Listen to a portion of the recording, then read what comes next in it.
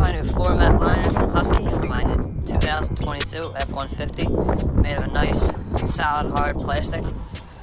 Definitely seem like they're gonna last forever. And Husky is Husky's a good brand because they guarantee it for life. So we're gonna put them in the truck right now.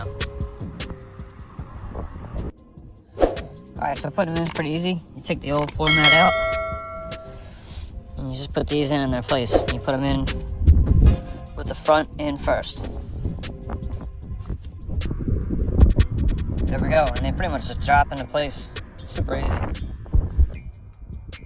Here's the driver's side. Now on the driver's side on the F-150, you have the little prongs that you gotta match up. But as far as insulation goes, that's it. Now here's the back seat installed. See, they look great, they fit nice.